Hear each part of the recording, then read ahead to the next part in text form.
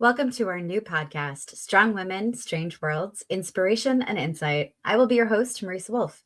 I write science fiction and fantasy that ends in hope, though I make no promises about the path we take to get there.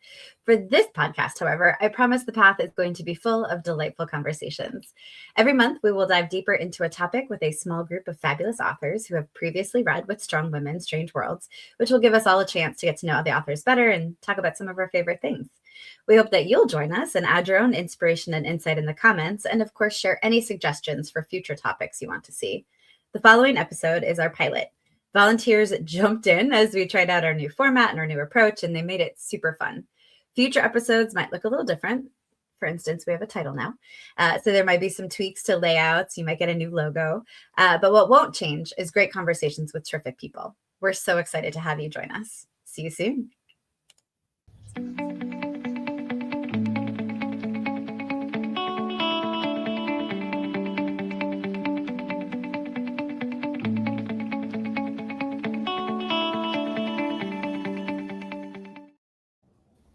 Hello, and welcome to this first episode of a whole new podcast for not Strange Women, Strong Worlds, but Strong Women, Strange Worlds, which is way better and makes more sense. And today we are going to be talking about Not Our Earth, secondary worlds in fiction, science fiction, fantasy, all over the genres. I am going to let everybody introduce themselves. We're going to do some quick intros and show you some of their beautiful covers. And then we're going to dive in. So why don't we start with Vanessa? I'm at the top of the list. No. Right. I'm Vanessa MacLaren-Wray. I like to write stories where the main problem isn't technology, even though I'm an engineer, or science, even though I'm married to a scientist, but the whole problem of people communicating with each other. So it's first contact, but you haven't got a universal translator. Or, you have to save your country from an invader, but, your wife is having a problem, your kid is going ballistic. So how do you deal with things when you have to talk to each other? Nice. Thank you. Anne? I'm Anne E.G. Nydam. I have written 11 fantasy novels for all ages, from kids through adults, and I'm currently writing lots of short stories and poetry. And I guess if what we're doing here is sort of the big overall vibe, then I will say that I tend to write stories that kind of look for the best in ourselves and each other, and the possibility of finding hope and joy in the world, or those other worlds that aren't our world. Excellent. Hi, my name is Elaine Isaak, and I frequently write as E.C. Ambrose or as E. Chris Ambrose, depending on what I'm working on. Today, since we're talking about secondary worlds, I'll mostly be talking about my work, The Singer's Crown, which is the first book in the Singer's Legacy series. So there are 3 books in that series. It's a generational saga, secondary world fantasy, kings and princes, and a little bit of magic and a little bit of romance. Excellent.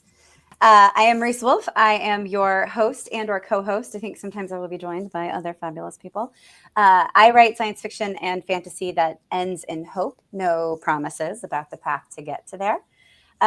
So it could be anything along the way. And I am so excited to talk to our panelists today about secondary worlds. So both of you have written a fair amount of things. So what second world story will you be focusing on today for these specific questions? Anne? I will mostly be talking about my high fantasy series. It's a 6-book series set in a Tolkien-esque that kind of world. Nice. For some of the questions, I think I'm going to allude to some of the recent short stories I've been writing where I can really go nuts because it's just a short story. But for most of it, I'm going to be talking about this series. The first book in the series is called Song Against Shadow. Oh, great title. Excellent. Thank you. Vanessa? Well, I'm going to focus on my duology, which has the overarching title of The Unremembered King, just to be puzzling all the way through the books. The first one is Shadows of Insurrection, and the second is Flames of Attrition. So, there's a little action in it. But it's set in an alternate universe. It looks like fantasy, but it's not. Oh, I love So, those. we have people who claim to be magic workers, but they're liars and cheats. So The flim and the flam. I love it. exactly, flim flam artists, right up to here. Right up there. So part of why I'm selfishly very excited to talk to you too about this is my very first Second World novel is coming out this fall. I know, right? So thank you. So it's very top of mind for me, and I love Second World stories. So what would you say sets your Second World story apart from either other worlds or, more importantly, our Earth? What makes it not our Earth? You can just jump in as you like. Well, I'll dive in. The Second World is it may sound strangely familiar, but it's a very successful country with a well-established government system with checks and balances that runs very well. And there's a small group of ne'er-do-wells that want to overthrow it and install a patriarchy, and are engaged in lots of nefarious and evil things in order to accomplish that. But it is absolutely not in any way our world. No, different. Whole other. It's completely different. I can go on, but I think Anne should get a word in edgewise before I start blithering. All right. So my world, as I said, it's Tolkien-esque. So it's that pre-industrial revolution. Magic exists, but it's not necessarily a big part of people's everyday lives. But there are magical things such as dragons, and some different types of people who might have some special abilities, like dwarves who can sort of communicate and feel and sense things through stone, that kind of thing. So what sets it apart, I guess, in some ways, both from our world, but also from the usual high fantasy, is less the world itself, which I made kind of traditional on purpose, because then the question is, what happens when the characters, and particularly the main character, encounters that world not with swords and sorcery, but rather with sort of trying to hear people's stories and share back other stories with each other. So that's where you find that, you may think you know the world, but things run a little differently when you interact with the world in a slightly different way. Yeah, I love that kind of story where you walk in thinking, oh, this is Lord of the Rings, and then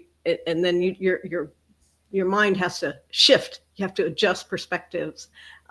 So I like to do that kind of thing. In Jessica, this country, it looks like a monarchy. There's king, and there's sort of a king's council, but you don't get to be the king except by appointment by the Council of Matriarchs. And you have to train for the job from the time you're a little kid, and you may not make it. And it causes a lot of problems for the main character. And it creates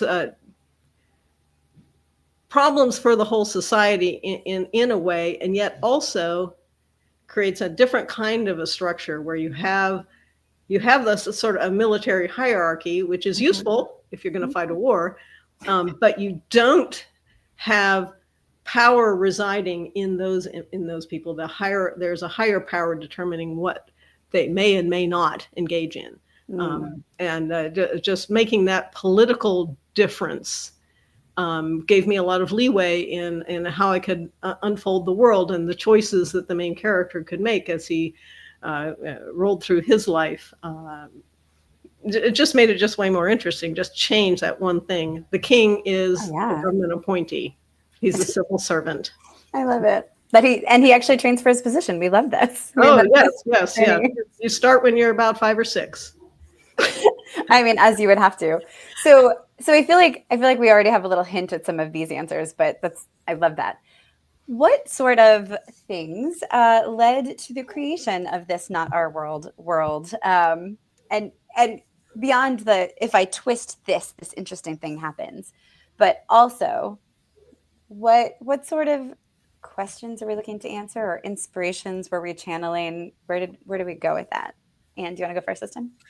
Yeah, so my world 100% just grew out of all the things I loved about fantasy as a kid, right? Nice. I mean, I started imagining this world actually as a kid, and obviously it needed a lot of editing, but this really did grow out of the maps I was drawing when I was in middle school and all of that kind of stuff.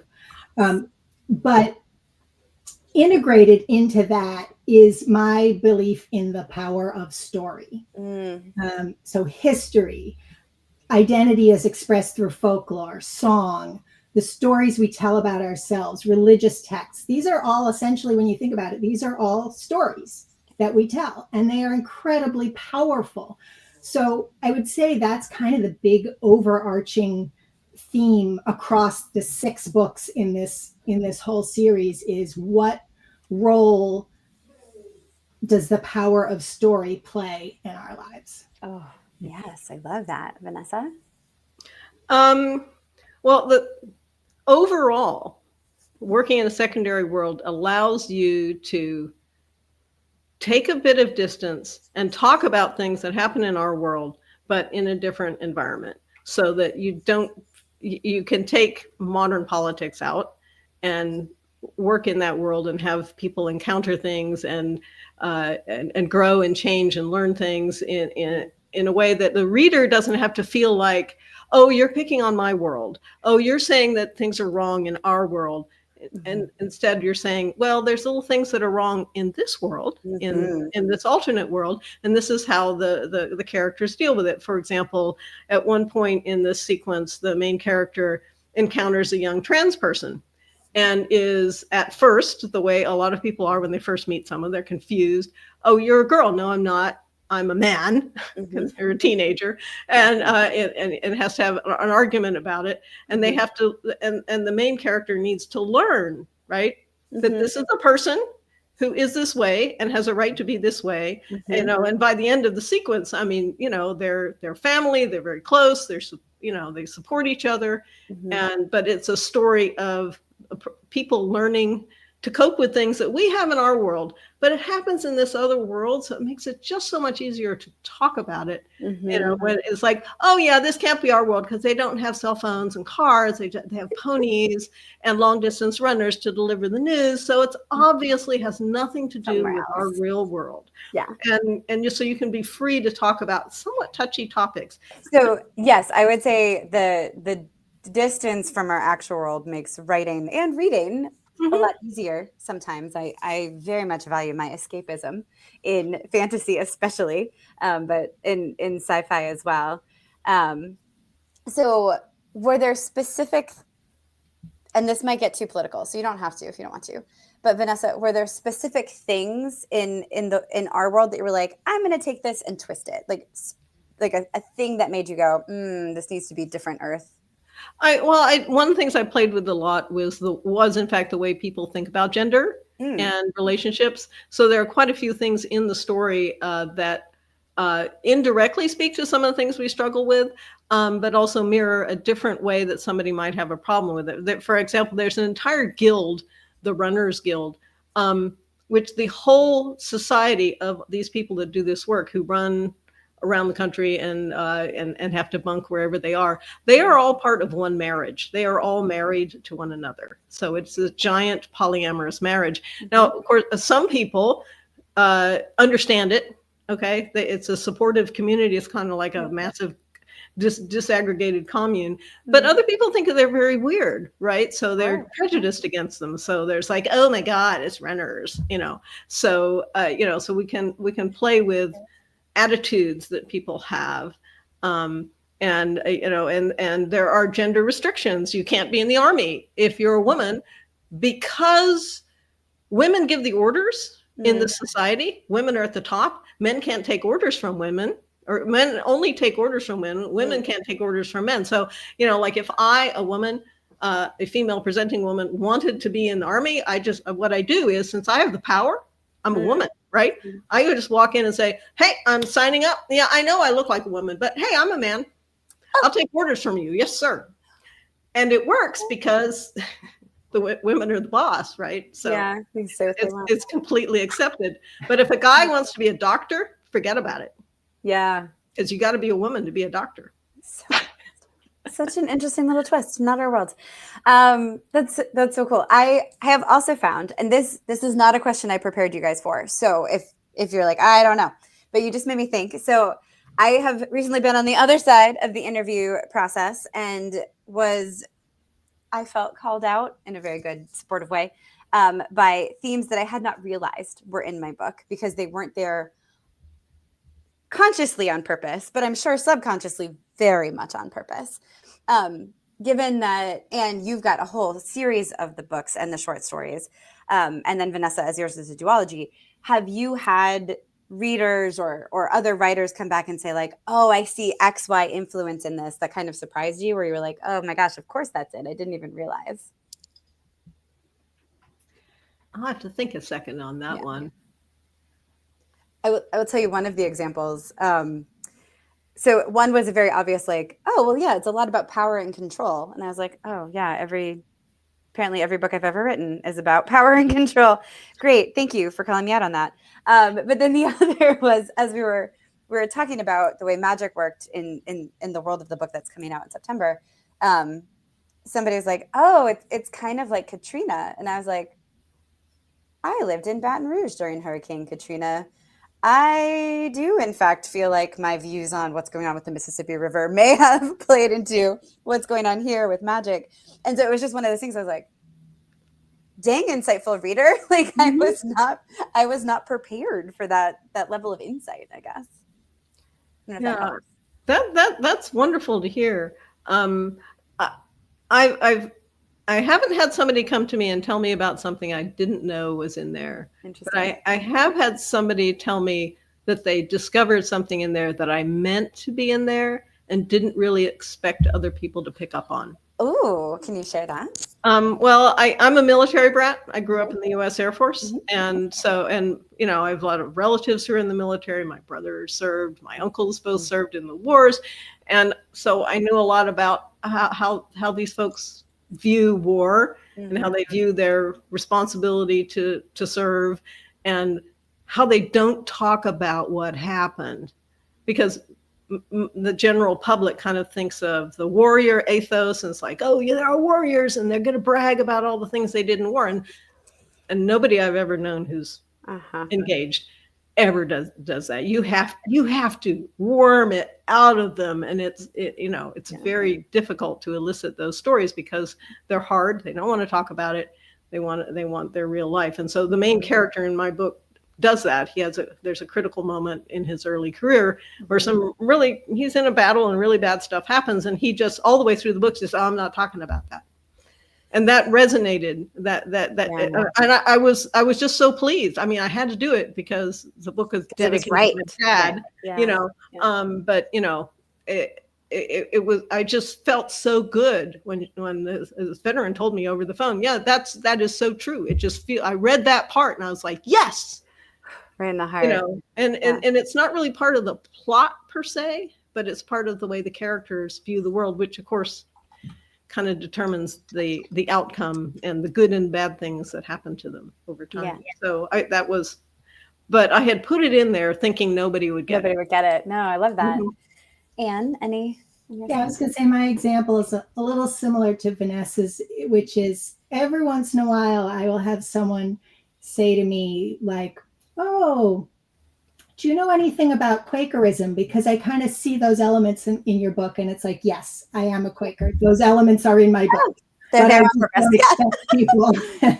don't expect anyone else necessarily to pick up on it. So, yeah. Oh, I love that. No, that's lovely, because it gives you that, like, people are not only reading this, they are seeing it. Yeah. Oh, I love that. That's beautiful. I didn't cut you off, did I? I'm sorry. No. I was very excited. That was excellent. I was going to go back and say a little more, though, about the sort of getting politics in and that previous question.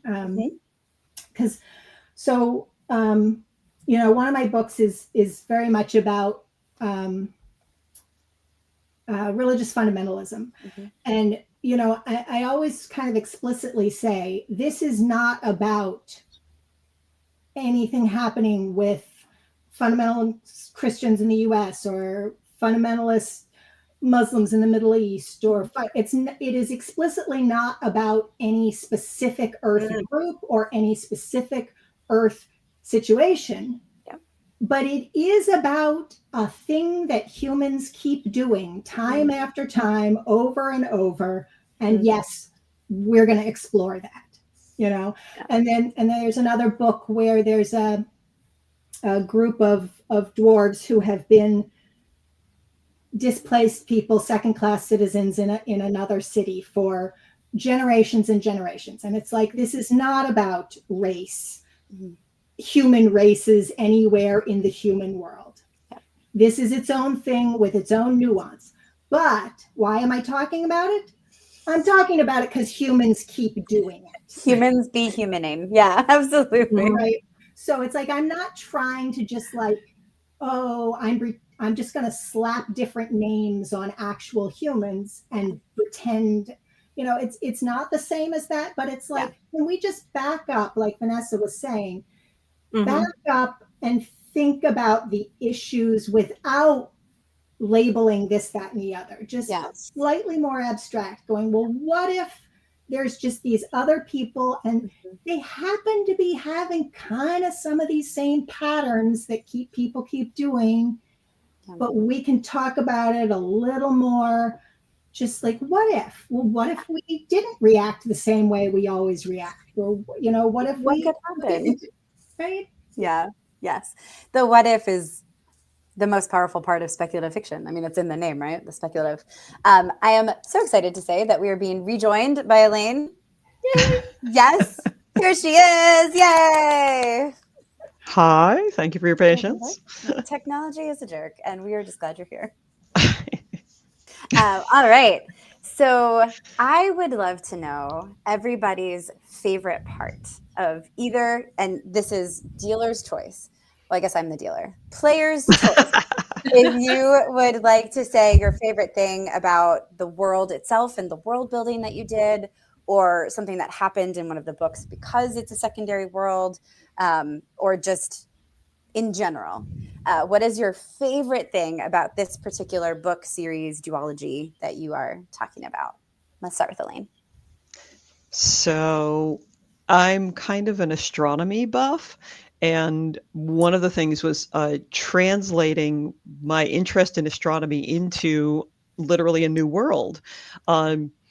And part of the second book in particular hinges on the question of a solar eclipse. Solar eclipses have been predicted for a very long time. You know, we have the Antikythera mechanism here in our world. Is over 2,000 years old, was a solar eclipse predictor, among other things. But they don't happen in the same place necessarily every time, as we know from our efforts to try and watch them ourselves, to go and view them.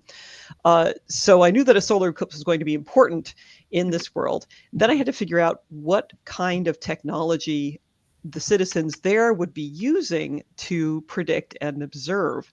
And I got to invent a new observatory.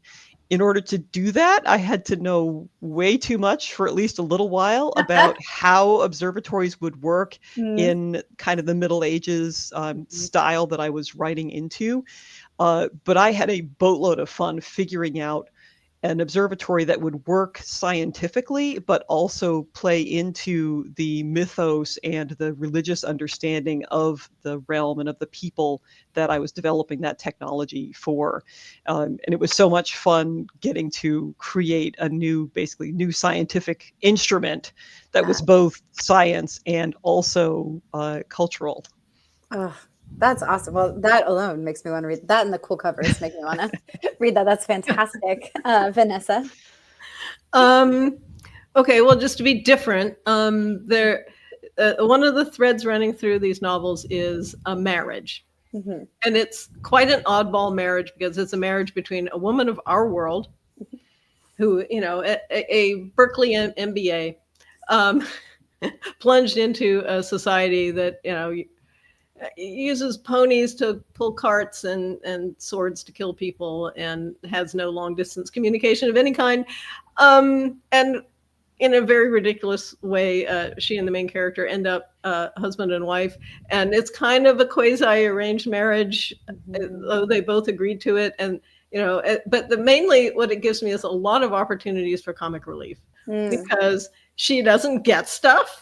She'll keep thinking, well, you're the king, you can change everything, can't you? It's like, no, I have to go to the council of matriarchs, and they're going to say no, because I'm just the king, right?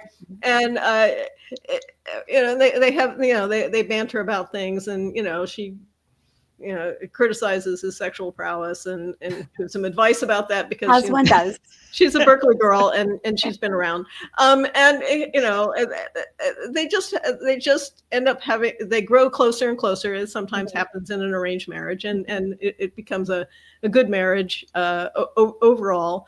But it just gives me so many opportunities to have them bicker about things. Oh. And she tries to invoke the prime directive in the middle of a war, and it's like, no, I need the stuff. Sorry, I need the war. I didn't sign up to this prime directive nonsense. Yeah, what is a prime directive anyway? Just go do your work, and I'll do mine, and maybe we'll survive, and we can talk about it tomorrow if we're not both killed. Okay. Right. So the banter, and the bickering. Yeah, chances for banter, because they are often talking sideways at each other, which is always, like I say, I like to write about people attempting to communicate. That's excellent. Thank you. Anne? I would say my favorite thing about this world is the wonder, just the immersion in wonder. There's a lot of description in it, and some people hate description. I love description. I love feeling like I get to just look around and see what wonders are here. So, if you don't like description, my book is not for you. But that and dragons. He likes wonder. It's not a personal thing. It's just I have a dragon in retail. That's all. I'm in. I'm in all of these books. This is the most selfish job I could possibly have, because I just get to listen to awesome authors talk about books they love, and then make my TBR list untenable, basically. So I'm really excited about that. All right. So that was your favorite thing about your world. What is the weirdest thing? And you can interpret that word however you like, whether it's as far from our earth as possible, or just, I don't know how it works, but I promise you it works. However you want to answer. And let's start with Anne this time. Well, because the world in this series, the Otherworld series, is actually kind of by design not that weird by fantasy standards. I think for weird, I have to actually go to some of my short stories that I've written recently. So I have one in which the human character is trying to communicate with aliens who have five-fold radial symmetry. And so, just getting to think really hard about what effect would that have on their worldview, on how they interact with each other, on what their communications methods are, on, like idioms, and just like, and there is a universal translator, but dealing with trying to figure out, and sometimes the universal translator, like at one point she asks, what side will it be on when we walk out? And the universal translator has to pause for a really long time to work through the translation of how these people talk about which side is it on, not just left or right. Yeah. Or there's another story That's good. I like in it. that same book, my most recent book, that has a world that's inspired by mycorrhizal networks. Right. So it's just, on the short stories, I can splash out. On the series, I protect it a little more, as you would expect. Yeah, the weirdness is still there, though. I like it. All right. Elaine? Yeah, it's hard to get properly weird in a novel unless you are literally going for weird fiction, which some people do. Yeah. For me, when I was developing the magical system, one of the things that's important to me is having some limitations on magic. If the magic can literally do anything, it's not really that interesting. Then it's just sort of, I don't know, superpowers, or and it's less interesting to write about also. So the wizards can only affect people directly if they have kind of an entry point psychically into them. And that entry point is created when you ask a question. So if you haven't asked a question of the wizard, basically they don't have that entry. And it's interesting to try to write conversations with wizards because I'm writing extended dialogues in which there are no questions. And then occasionally to have moments where one of the characters realizes that something is off about a conversation that they've had, and then suddenly goes, wait, they didn't ask me any questions. Like Dun, dun, they dun. think that I'm a wizard. So sort of developing that as a limitation on wizardly power, and then figuring out all of the extrapolations and what does that mean in interactions and throughout the series of books. Nice. Thank you. Vanessa?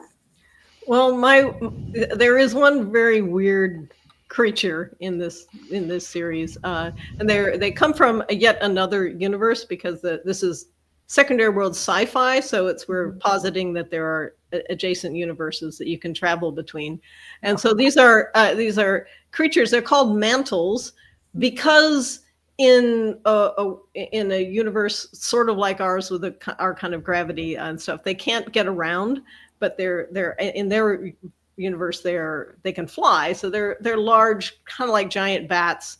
But in Jessica, and indeed if they come to our world, they hang on your shoulders and they look like you're walking around in a big fancy cloak, but they are animals, and they have the way they communicate is they have a neural thing that they shoot out of something that appears to be a mouth, and they go directly into the brain and connect directly. Yeah, as you do. Very, very weird.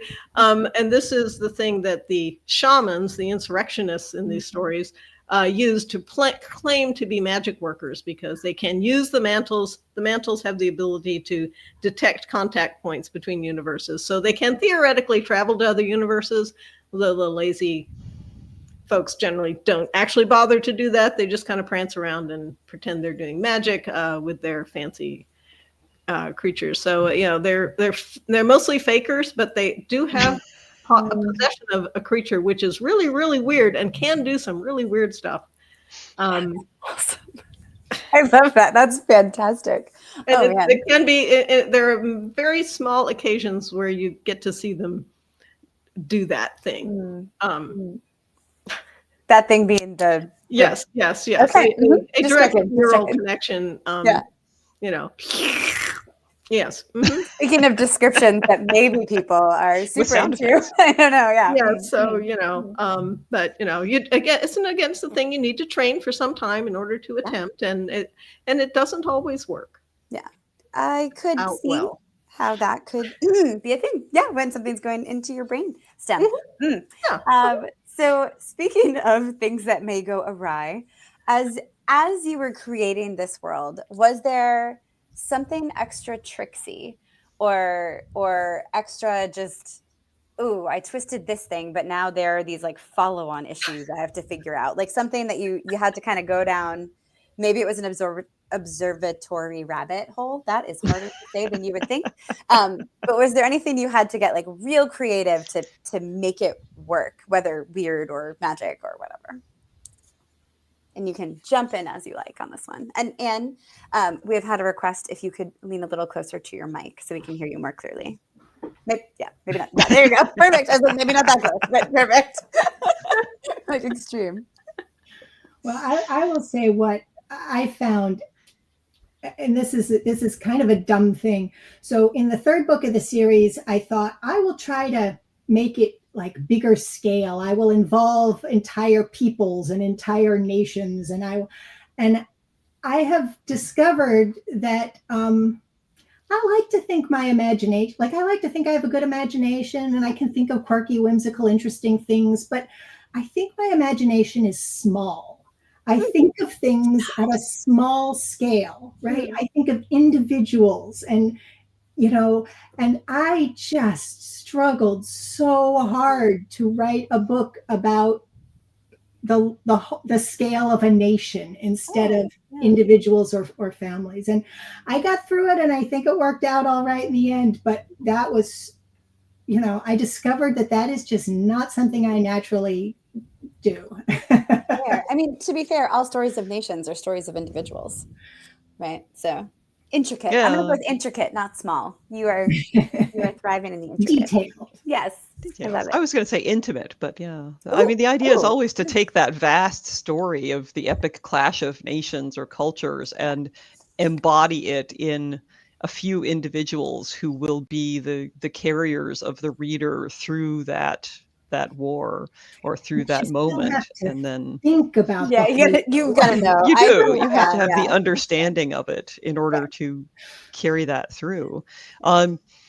In my series, the goddess is sort of the primary deity for the main culture that the reader is interacting with, and she more or less has an avatar who is born toward the end of the first book, and then is a teenager, kind of a teenage jerk in the second book, and it really seemed like he should be the protagonist of book 3.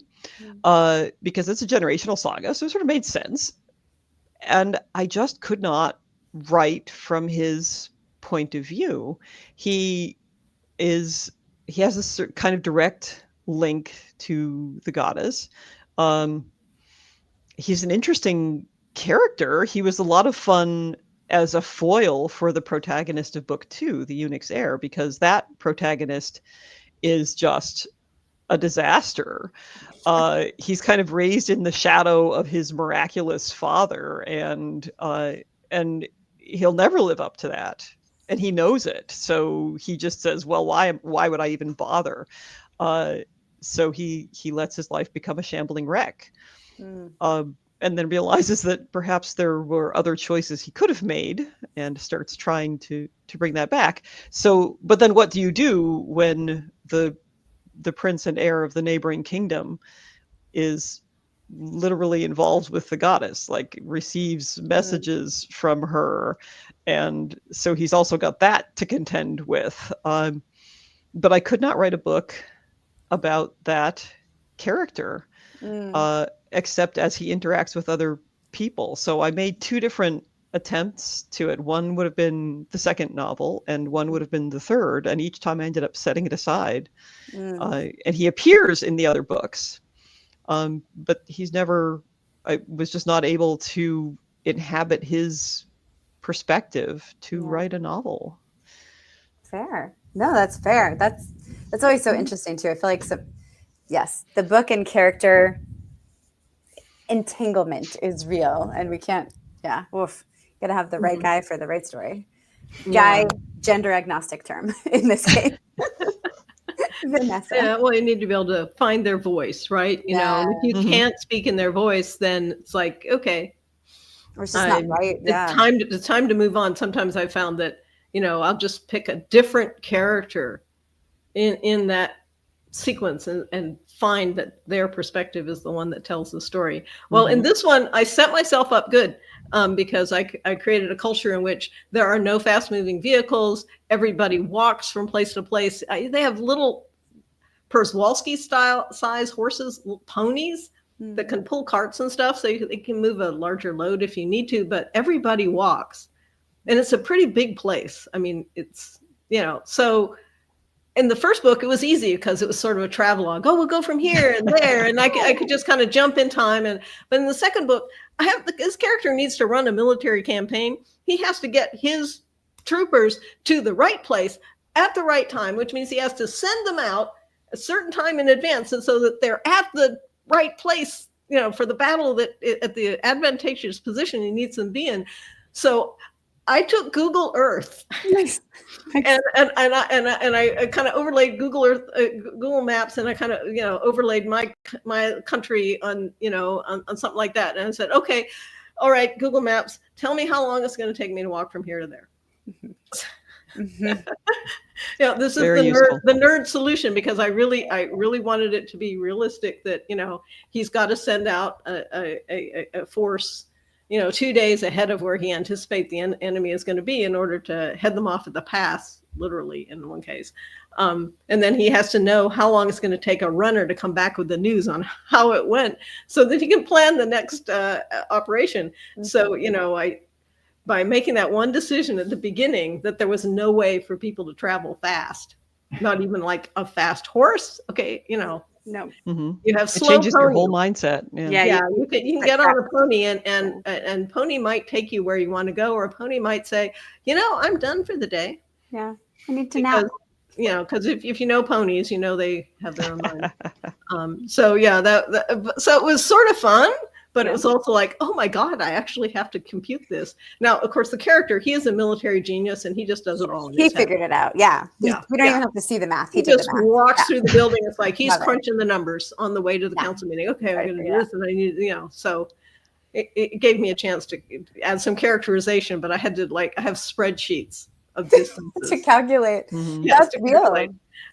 How far is it to the Narrows, and how much further is it to the big city, and then how much further is if they go all the way to Hart? It's like it was fun and interesting, and you do not want to see that spreadsheet. No, thank you. No, no. We set traps for ourselves as authors, right? And then half the fun is finding the way through. Otherwise, magic would be overpowered, like Elaine was saying, and you just solve everything willy-nilly. So it's got to be hard. If your character's got to be a genius, then he's got to be doing a hard task. Be smart. It's like that meme of I set it up so this was a really clever trap, and my characters have to be so smart to get out of it. The problem is, I'm writing them, and I don't know how to get out of this clever trap I have set. Anyway, the nice thing is we don't have to be a genius in the moment. Because we could be a genius over the course of months, days, or years. Yeah. And then write the book. Vanessa's talking about, right? We can be clever 2 days later and go back and add the clever back in, right? All those things you think of later, you can still use them when you're a writer.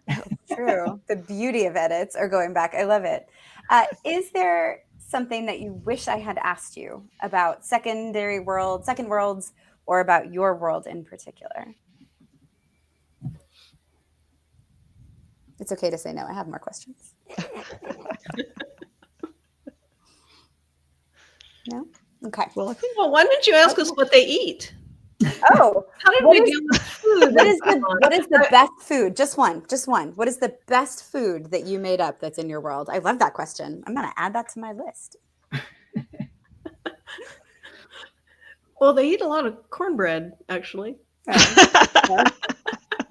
It's a good answer. That's food in our world too. Yeah. I'm writing soldiers, so they're into kind of staples, but they really like fruits, So if they can get hold of some plums or apples, then they're balanced. My main character has GI issues, so he has to be kind of careful what he eats. He has to eat bland food, poor guy, and everyone else is eating spicy stuff. All right, so spicy food and cornbread, those go really well together. I like it. Anne, what'd you got? Well, I will say, so the main protagonist she's a wandering person. So she's very good at foraging, like knowing what edible plants and stuff as she goes. But as she gets farther and farther out of her homeland, she doesn't necessarily know the plants and animals and the plants and nuts and whatever, so she has to kind of guess every once in a while, or obviously try to learn as she goes along. So that's all right. Good. I like it. Elaine? Well, see, I'm trying to think about there's not a lot of special meal. They're just mostly too busy trying to stay alive to spend a lot of time eating. But one of the Elaine, you do need to eat to stay alive. That's well, you grab whatever you can and then you eat it while you're running or riding or hiding or jerky. Try not to grab something crunchy because then someone might hear you. Sorry, that's a fair point, though. Excellent point. Yeah. Anne and I have fundamentally different theories about the mood, I think, of books. That's fair. We need all of them. We need all the things. I love it. And trends toward the cozy and do not. Yeah. I always have fun inventing desserts because usually I really want to eat a dessert. So here we are. Okay, rapid fire. Just the title and the author. What is your favorite second world, not our Earth story? Jump in. How Recent can book, you The pick Naming one Song by Jedediah favorite? Barry. I know. Say it again, Elaine. The Naming Song by Oh. Jedediah Barry. Amazing. It's brand Thank new. you. Oh, heck yeah. Well, to avoid some of the more obvious ones, Mm. I'm going to throw out Norton Jester's The Phantom Tollbooth. Ooh, love it. Ooh. All right. Yeah. Well, I'm into Diana Wynne Jones. You don't have to be a kid to enjoy those. The Charmed Life is like is the anchor point for me. Nice. Awesome. Awesome. Crestomanci is in the story, but he's not at the core of the story. He's just a cipher, and the way the kids, the children who are in the alternate worlds, there's in the Crestomanci books, if people haven't read them, there's a posited chain of worlds where people are connected, and you have a double in each world, but each of the doubles is different based on the society that they grew up on and the kind of parenting they had, whether their parents died young or not. And it's interesting to see the nature and nurture effect when they meet their doubles or they swap around. And it's just, as an adult, I really enjoy reading that. As a younger person, of course, it was just a great yarn. But she just captures that, developmental aspect. Yeah, she's a genius. She's such a genius. Vanessa refuses to be constrained by rapid fire. She says, no, you will know more details. No, there's no and I respect it. It sounded amazing. And now I have to go read it. You jerk. No, I love it. That genuinely sounds amazing. I love those kinds of stories. Okay, so we are somehow at time. That went by so fast. I know, I would like to keep talking with you all. But let's do another. This doesn't have to be super rapid, but we will keep this one a little close because all of your links will be in the notes of this. So if you are watching the show right now, we love it. Go ahead and click that little thumbs up button, show that you like it. If you have not subscribed to the Strong Women, Strange Worlds channel, please do. All the links for our wonderful panelists will be right there in the show notes, the comments below, or the description, I guess. So where should people prioritize finding you? And I don't mean in a creepy stalker way. I mean on the internet, completely acceptable, and or convention or upcoming book festival or something where folks can come meet you. I'm most active on Facebook under my EC Ambrose handle is where I do most of my posting. If you're in the New England area, you can find me usually at Aresia, BosCon, or ReaderCon conventions. Elaine, I need to meet you at BosCon. Let's talk about that later. Okay. Anne. Well, you can meet me at Aresia, BosCon, or I was at ReaderCon for the first time this year, but I'm always at Aresia and BosCon. The best place to find me is my website, nydamprints.com. If you go there, you will find the calendar of all the in-person events I will be doing. You will find the link to my blog where I blog about fantasy and block printing, which is the other thing I do. You will find the link to my Instagram. So just go to my website and then follow links and you'll be fine. Click happily. I love it. Vanessa. Oh yeah. Well, like Anne, I'm easily findable through my website, commentarytales.com, which is right in my headline here. And I'll be in person at the World Science Fiction Convention in Seattle this summer. So I'm paneling a lot on poetry, but also on artificial intelligence and doing some reading. So it's going to be really fun. And I'll be online at Flights of Foundry and the Irish National Convention in the fall. Octocon is always really fun, and they're really dedicated to keeping the online angle. So you can meet some really great international sci-fi and fantasy writers by going to Octocon on your computer at home in your PJs. This is my kind of thing. I love that. And I have been your host, Marisa Wolf. You can find me on the internet streets, marisawolf.com, marisawolf.net. I go both ways. You can also see me at DragonCon this August, and I am newly returned to the land of my birth, so I'm back in New England. And I went to BosCon for the first time this last year, and will hope to go again, and maybe check out Aresia since multiple cool kids are going to be there. So come hang out with us here on the Swaswa channel. We would love to talk to you more about all of these wonderful nerdy extravaganzas. So thank you again so much, Elaine, Anne, and Vanessa, for joining us. And thank you all for watching and joining us. Have a great one. Bye. Thank you.